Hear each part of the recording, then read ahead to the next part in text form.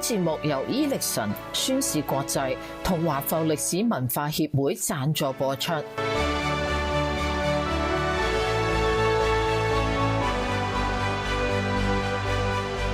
各位觀眾，歡迎大家收睇《名人會客廳》，我係 Mina 李飾萍。喺今日嘅《名人會客廳》，我帶大家嚟到三藩市華埠喎。哇！大家睇下我後邊係咪有好多帳篷呢？咁其實呢，今日呢就係呢個華埠歷史文化協會舉辦嘅文化節。咁今年呢已經係第3屆㗎咯噃。咁到底有啲咩精彩嘅活動呢？我哋依家一齊去睇下。文化節吸引咗大批政府官員同社區領袖參加，包括加州主計長郭嫻、州參議員威善高、三藩市市議會主席萬達文、市參事李爾德、陳小賢、三藩市姑籍官郭華健等，以及華埠歷史文化協會共同創辦人羅玉堂、劉元海、李殿邦、陳景雄同羅月傑西等。今年嘅主題係教育，旨在展示華埠豐富嘅傳統，並加強三藩市嘅文化吸引力。咁依家喺我身邊呢，就係加州主計長郭嫻 Malia Cohen. Hi, Controller Cohen. Hello. So what is the significance of having a cultural festival here in San Francisco, Chinatown? There's several significance. First of all, I think one of the most significant elements of today's gathering is to share the richness and the deep traditions of the Chinese culture.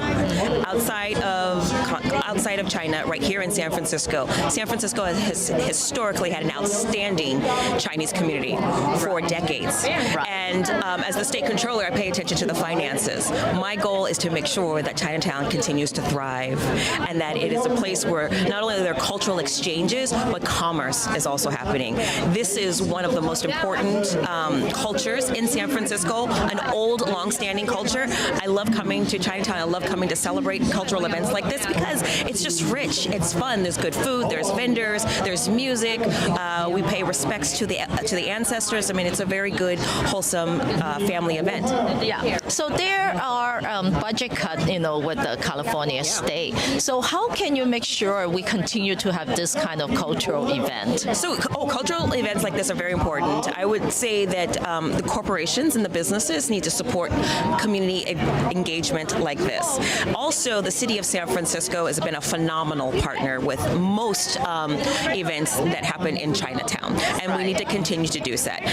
And I think in order for us to weather the cuts that we are expecting, we need to perhaps maybe scale some things back. But I would caution that the organizers that they work to keep everything moving forward, that they do not eliminate it. This is far more beneficial and important to San Francisco than just the bottom line. Okay, very good. Thank you so much, Controller Cohen. Pleasure. 咁依家喺我身邊呢，就係嚟自華商總會嘅會長孫志忠會長。咁就今日咧，佢哋華商總會亦都好支持呢個華埠歷史文化協會嘅文化節。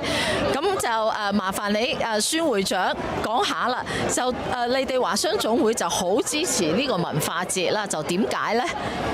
係啊，其實呢，就歷史文化協會同我哋華商總會嘅理念係非常之相同嘅好似我哋華商總會呢，就係推廣中華文化係我哋華商總會嘅宗旨。咁呢帶領或者係推動我哋嘅僑二僑三代認識我哋嘅華埠文化，亦都係我哋嘅工作目標。所以呢，我哋就會同佢哋參與佢哋嘅活動。哦，非常之好啊！咁就你覺得啦，就文化節啦，對華埠嚟講個意義喺邊呢？呢個係一個非常之好嘅問題，因為咧就舉行多啲嘅文化節活動咧，其實就係第一就係宣揚我哋嘅中華文化啦，同埋咧亦都宣揚我哋嘅華埠文化華埠嘅中國文化呢個我覺得呢個係一個非常之好嘅活動，亦都可以借呢個機會咧，可以更多咁推動俾主流社會，等主流社會認識我哋嘅華埠文化同埋中國文化。非常好，多謝晒孫志忠會長。唔該你，多謝。文化節喺三藩市華埠都板街舉行，橫跨6條街，提供免費舞獅、功夫、太極、中醫草藥資訊、鐵打推拿資訊、工藝美術、繪畫書法同中國戲曲等工作坊，並有各式文藝表演。慶祝活動高潮係晏晝嘅巡遊，吸引好多遊客同居民圍觀。咁嚟到晏晝嗰陣時咧，佢哋咧就有個巡遊喎。咁呢個巡遊咧亦都係同文化節有關嘅。咁啊，大家見到咧就呢個巡遊咧就有好多唔同嘅姓氏喎。咁啊，有冇見到你自己嘅姓氏咧？因為我自己就姓李啦，就見到話好大啊，李氏公所啊。咁當然咧就有好多唔同嘅公所啦，好多嘅會所啦，就好多唐人埠嘅商家咧都有參加嘅，亦都有好多文藝團體，亦都有份參加嘅。巡遊隊伍仲包括多元文化表演者、舞蹈團隊、模特兒同埋10多隻獅子，當中包括年紀最細嘅2歲舞獅姐。咁大家依家見到咧，就呢個巡遊隊伍咧就去到尾聲嘅。Hello， 大家好。